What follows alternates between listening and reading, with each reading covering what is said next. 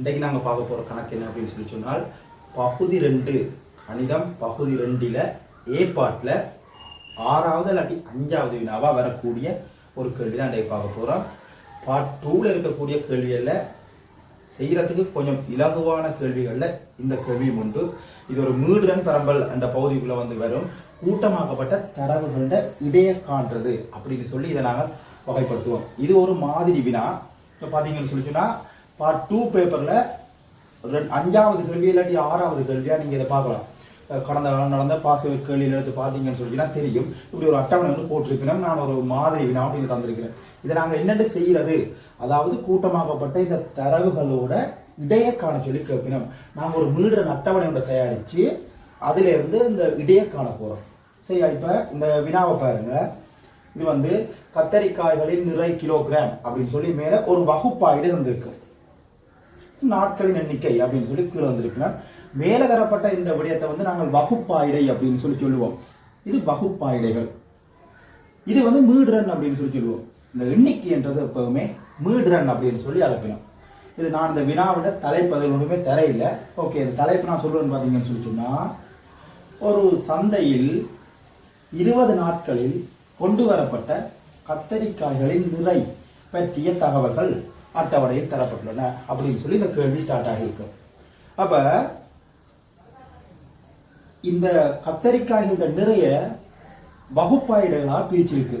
பாருங்க, 0 தொடக்கம் 20 கிலோ நிறையில ஒரு நாட்கள் கொண்டிருக்கிறார். ஒரு நாள் 0 தொடக்கம் 20 கிலோ நிறையுடைய கத்தரிக்காய் வந்திருக்கு. அதே மாதிரி 20 தொடக்கம் 40 கிலோ கிடைப்பட்ட அளவுல வந்து 3 நாட்கள் கொண்டு வரப்பட்டிருக்கு. 40 தொடக்கம் 60 கிலோ கிடைப்பட்ட அளவுல வந்து 2 நாட்கள் கொண்டு வரப்பட்டிருக்கு. இப்படி ஆக கூடினது 120 தொடக்கம் 140 இடைப்பட்ட கிலோ எண்ணிக்கையில 2 நாட்கள் கத்தரிக்காய் அந்த சந்தைக்கு கொண்டு வரப்பட்டிருக்கு. அப்ப இதுல வந்து பாத்தீங்கன்னு சொல்லி சொன்னா, இந்த வகுப்பாயிடையும் இந்த மீடுரனையும் வச்சுக்கொண்டு ஒரு மீடுரன் அட்டவணையோட தயாரிச்சு அதில இருந்துதான் நாங்கள் இடையே காண போறோம். அதிகளவா பரீட்சையில வாரது வந்து உத்தேச இடை அல்லது எட்டுக்கொண்ட இடையை பயன்படுத்தி காண்க அப்படின்னு சொல்லித்தான் ஓயல் எக்ஸாம்பிள் அதிகமா வாருது கேள்வி. அல்லது எந்த முறையிலையும் காணலாம் என்ற மாதிரி நம்மளா சொல்லிவிடும். இப்ப பாத்தீங்கன்னு சொல்லி சொன்னா, இந்த இடையை காண்றதுக்கு 2 வழிகள் இருக்கு. ஒன்று வந்து சாதாரண முறை,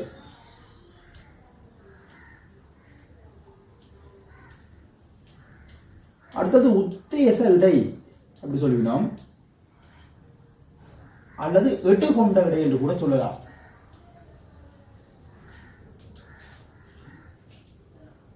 உத்தேச இடை அல்லது எடுகொண்ட இடையை பயன்படுத்தி இடையை காணலாம் அப்படின்னு கூட சில வழியில சொல்லலாம். அதிகமா பாத்தீங்கன்னு சொல்லிச்சுன்னா பேப்பர்ல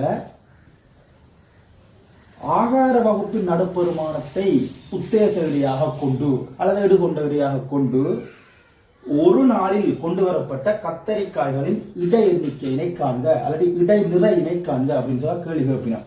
இந்த ஆகார வகுப்புன்னா என்ன அப்படின்னு சொல்ல வேணும். ஆகார வகுப்புன்றது வேற ஒன்றும் இல்லை. இந்த மீடுரன் இருக்கு தானே, இந்த மீடுரன்ல அதிக தடவைகள் வரக்கூடிய மீடுரன் எடுக்கணும். இங்க பாத்தீங்கன்னு சொல்லிச்சுன்னா அதிக தடவைகள் வாரது இந்த 5 நாட்கள். இதுக்குரிய வகுப்பாயிடை தான் ஆகார வகுப்பாயிடை. மறந்துடக்கூடாது. சரியா? எப்பயுமே மீடுரன்ல அதிக தடவைகள் வரக்கூடிய பெருமானம், அந்த பெருமானத்தின் வகுப்பாயிடை தான் ஆகார வகுப்பாயிடை அப்படி சொல்லுங்க. ஆகார வகுப்பாயிடையோட நடுப்பெருமானத்தை எடுத்து வச்சு கொண்டு நாங்கள் அதில இருந்து இந்த இடை எண்ணிக்கையை காண சொல்லி கேள்வி கேட்கலாம். இதுக்கு முதல்ல வந்து அந்த இடை எண்ணிக்கை என்றது என்ன அப்படின்னு சொல்லி தெரிஞ்சு கொள்ள வேணும். இடைன்னா வேறு ஒன்றும் இல்லை, சராசரி. இப்ப எங்களோட பாடத்துல பாத்தீங்கன்னு சொல்லிச்சுன்னா 9 பாடம் படிக்கிறோம்.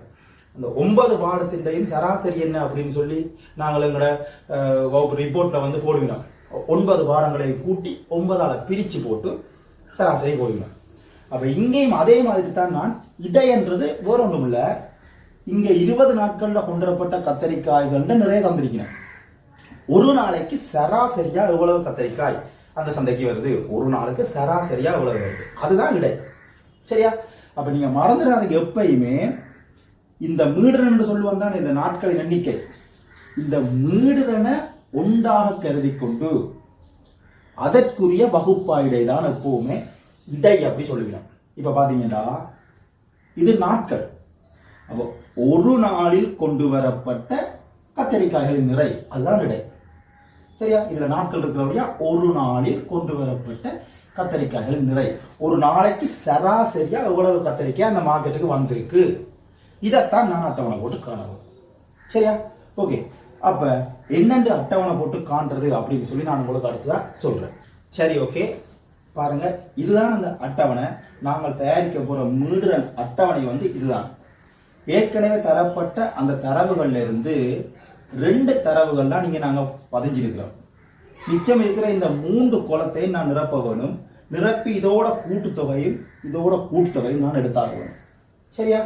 அப்ப பாருங்க, இது வகுப்பாயிடை, அடுத்தது நடுப்பெருமானம், அடுத்தது விலகல் டி அப்படின்னு குறிப்போம், அடுத்தது மீடுரன் அதை நாங்கள் எஃப் அப்படின்னு சொல்லி சொல்லுவோம். இந்த எஃப்ஐயும் டியையும் பெருக்கி இந்த குளத்துக்குள்ள நான் எழுதப்போம்.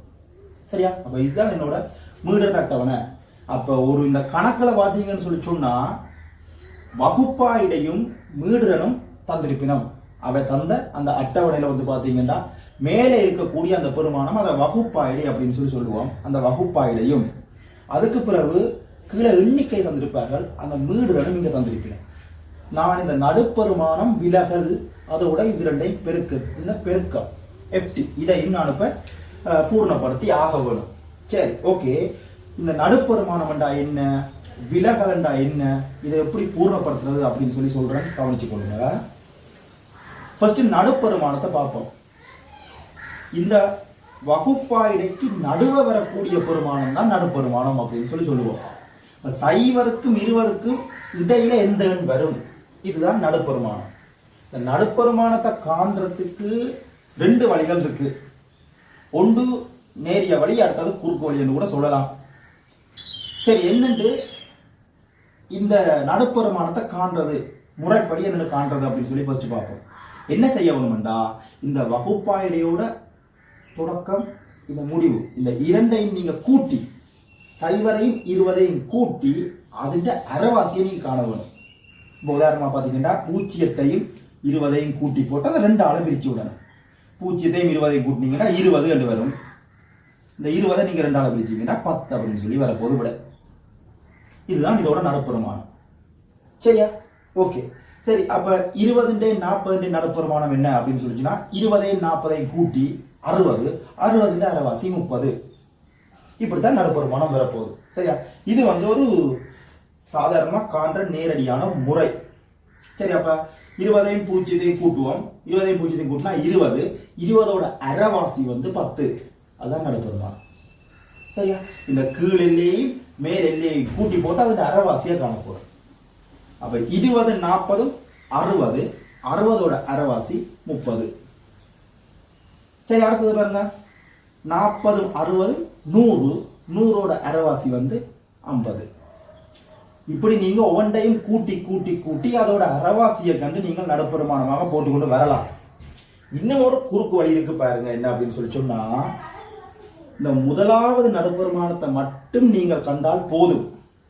பிறகு இங்கால எதையுமே கூட்டி அதன் அரைவாசியை காண தேவையில்லை. நான் என்ன செய்ய போறேன்னு சொல்லி சொன்னா, இந்த வகுப்பாயடியோட பருமன் வித்தியாசம் என்ன மாதிரி மாறிக்கிட்டு போகுதுன்னு இப்படி இந்த லைன்ல பார்க்க போறேன். சரியா? இங்க பாத்தீங்கன்னா 20ல இருந்து 40, 40ல இருந்து 60, 60ல இருந்து 80. அப்ப எவ்வளவு கூடிட்டு போகுது? இங்க இருந்து 20 கூடுது, அங்க இருந்து 20 கூடுது, அங்க இருந்து 20 கூடுது. 20 20ஆத்தான் கீழ் நோக்கி கூடிக்கொண்டு போகுது. ஆக இந்த நடுப்பெருமானம் 20 20ஆத்தான் கூடிட்டு போகும். இப்ப நீங்க முதலாவது நடுப்பெருமானத்தை கண்டா காணும்.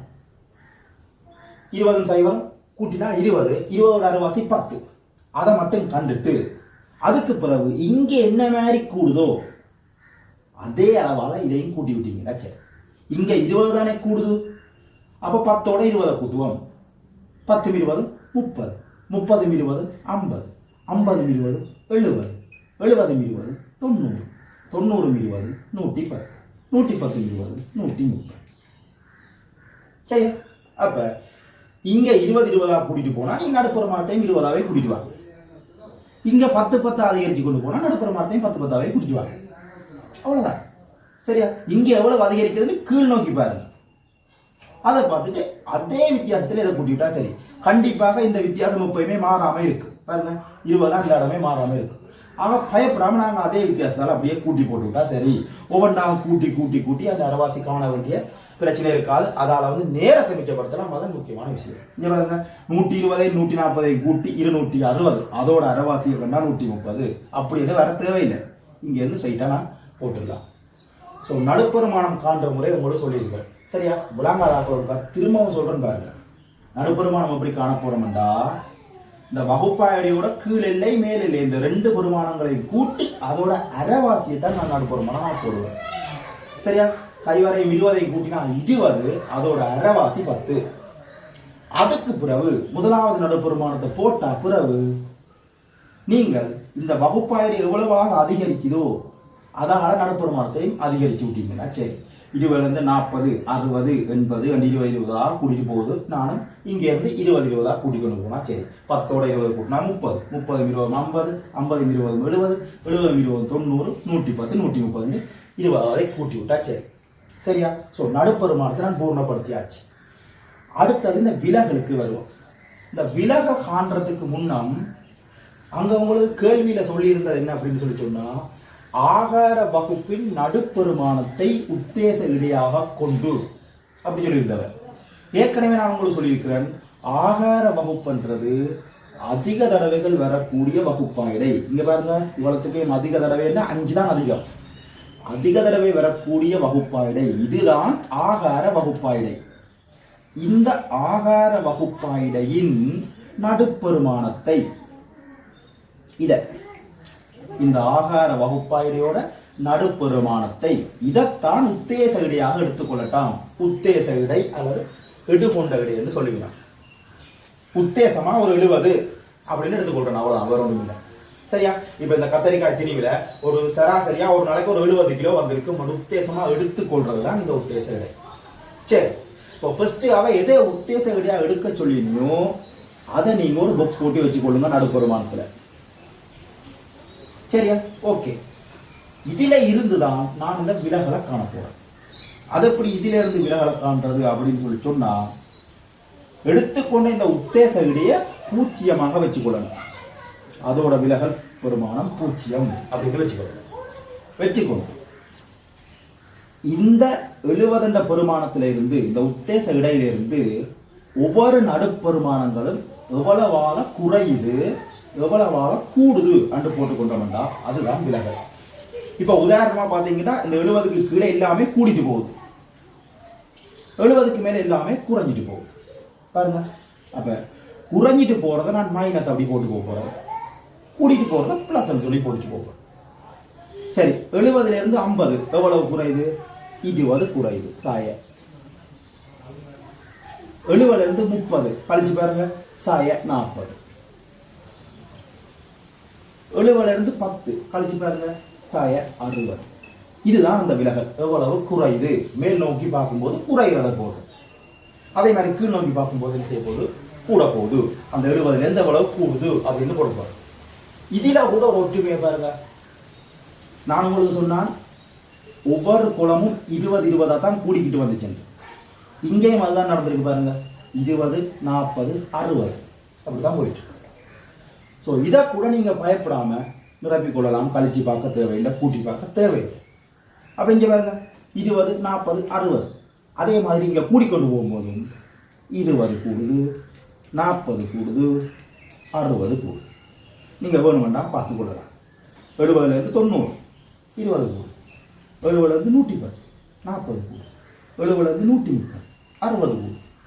ஸோ பயப்படாம வகுப்பாயிட எவ்வளவு வித்தியாசத்தால் அதிகரிச்சு கொண்டு போகுதோ அந்த எண்ணிக்கையில மடங்காவே நீங்க கடவுன்னு போட்டுவிடலாம். எப்பவுமே நீங்க எதை உத்தேச வழியா எடுக்கிறீங்களோ அதை பூச்சியமா வச்சுக்கொண்டு அதுக்கு மேல் நோக்கி குறைச்சி போடுங்க, அதுக்கு கீழ் நோக்கி கூட்டிட்டு போனா சரி, அதே மடங்கால. சரியா? இப்ப நான் நடுப்பெருமானத்தையும் விலகலையும் பூர்ணப்படுத்திட்டேன். ஏற்கனவே வகுப்பாயிடையும் மீறலும் தரவுல தந்து. இப்ப எனக்கு தேவை இந்த எஃப்ஐயும் டியையும் பெருக்கி போடுறதா. சரியா? அப்ப இங்கால போது வந்து ஈஸியா நான் நிரப்பிடலாம். இதையும் பெருக்கி போட்டோம்னா சரி. இதை இதால பெருக்கணும்னு சொல்லிச்சுன்னா 60, இதை இதால பெருக்கணும்னு சொல்லிச்சுன்னா 120. இதை இதால் பிரிக்கணும்னா சய 4. ஸோ இவ்வளவு வந்து சயப்பெருமானமாக இருக்கு. ஐ சைவர் சைவர் ஐ சைவர் 5 அப்படின்னு சொல்லி ஒரு சிலர் புதிய கணக்குகளை போடுறபடியாத்தான் கடைசியில் இந்த கணக்கை மொத்தமாக பிழைக்க வர்றதுக்கான காரணம். சரியா? ஐ சைவர் 5 புது வாய்ப்பாடுகள்லாம் கண்டுபிடிக்காதீங்க. ஏற்கனவே கண்டுபிடிச்ச வாய்ப்பாடுகளே நாங்கள் பயன்படுத்துவோம். சரியா? சரி, இப்போ இதை பார்ப்போம். இது 20 3ஆல் பிரிக்கினா 60, 160, 6 120. இங்காலையெல்லாம் சகப்பெருமானம். அது நீங்கள் ப்ளஸ் போடலாம், போடாமலாம், பிரச்சனை இல்லை. சரியா? இப்போ அட்டவணையை நான் கம்ப்ளீட் பண்ணிட்டேன். சரியா?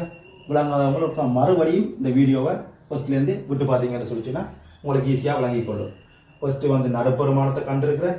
அதுக்கு பிறகு வினாவில் தரப்பட்ட உத்தேச இடையே ஒரு பாக்ஸ் பண்ணி போட்டு அதில் இருந்து எவ்வளவு விலகுது அப்படின்னு சொல்லி குறைதா கூடுதா, இந்த நடுப்பெருமானங்கள் எவ்வளவு குறைது கூடுதுன்னு போட்டிருக்கிறேன். அதுக்கு பிற்பாடு பெயிண்டியை பெருக்கி நான் எழுதியிருக்கேன். சரியா? ஓகே, அது கொடுங்க.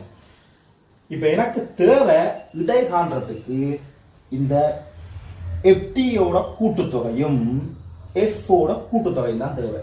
கடைசி 2 குலமோட கூட்டுத்தொகை தான் எனக்கு தேவை. சரியா? மிச்சம் இங்கால பெருமானங்களை வச்சு நான் இட காண போறது இல்லை. இந்த 2 பெருமானங்களோட கூட்டுத்தொகை தான் தேவை. இந்த மீடனோட கூட்டுத்தொகை வந்து 20. அது ஏன் கூட்டாம 20 அப்படின்னு போடுறோம்னு சொல்லிட்டீங்கன்னா கணக்குன தலையங்கத்திலே முன்னுக்கு தந்திருவினம்.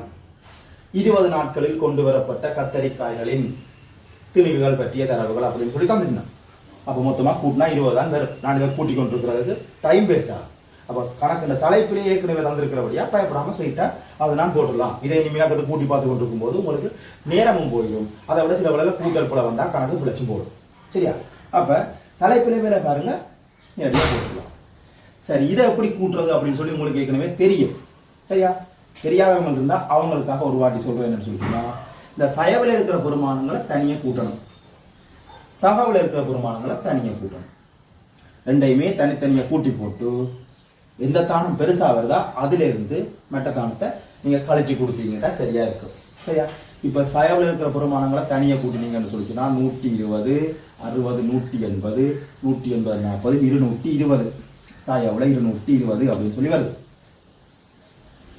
சகவில் இருக்கிற பெருமானங்களை கூட்டுவோம். கூட்டினீங்கன்னு சொல்லிச்சுன்னா 120, 160, 280, 280, 340 அப்படின்னு சொல்லி சகவில் வருது. ஆக சகப்பெருமானம் தான் பெருசா இருக்கு.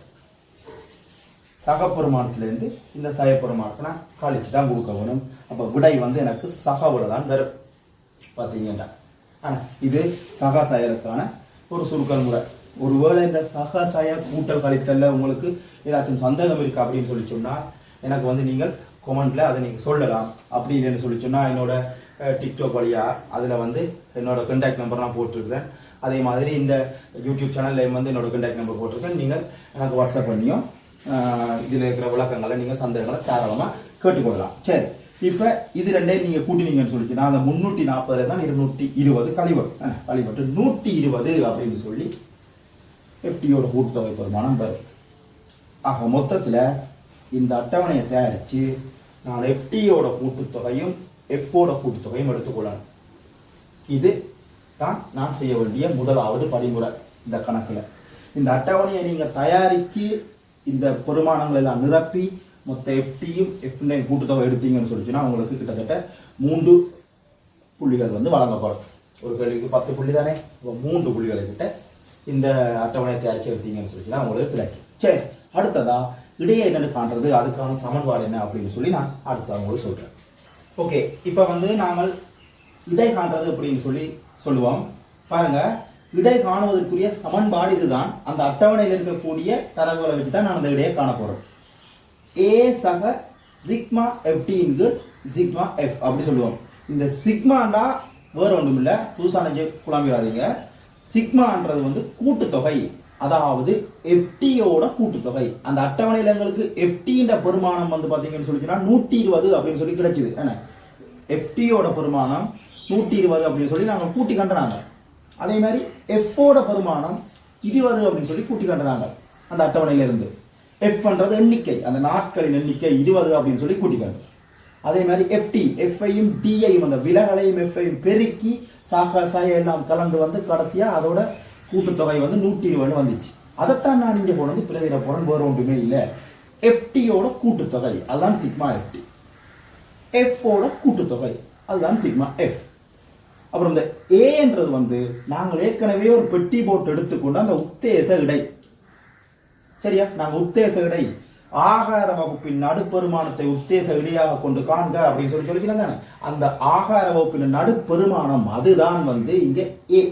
அப்ப ஏ இருக்க வேண்டிய இடத்துல 70ஐயும் சிக்மா எஃப்டி இருக்க வேண்டிய இடத்துல 120ஐயும் எஃப் இருக்க வேண்டிய இடத்துல 20ஐயும் நான் பிரதிட்டேன்னு சொல்லி சொன்னால் ஓகே, சரியா, ஓகே பிரதிடலாம். பாருங்க, ஏக்கு பதிலாக 70 அந்த உத்தேச விடை சக, சிக்மா எஃப்டிக்கு பதிலாக 120, அதன் கீழ் சிக்மா எஃப்க்கு பதிலாக 20. ஸோ இதை சுருக்கி எடுத்தேன்னு சொல்லி சொன்னால் இதுதான் நாங்கள் காண வேண்டிய அந்த இடையாக இருக்கும், சரியா. அப்போ இதை சுருக்கும் போது கவனிக்க வேண்டிய விஷயம் என்ன அப்படின்னு சொல்லி சொன்னால், ஃபர்ஸ்ட் நீங்க இதையும் நேரடியாக 120ஓட 70 கூட்டி 190 அப்படின்னு போற்றக்கூடாது. ஏன்னு கேட்டா இது ஒரு பின்னம், இது ஒரு முழுவன். அதனால ஃபர்ஸ்ட் இதை சுருக்கி போட்டு கடைசியாக கொண்டு 70ஓட கூட்டி விடுறது தான் பெஸ்ட், அதுதான் முறை, சரியா.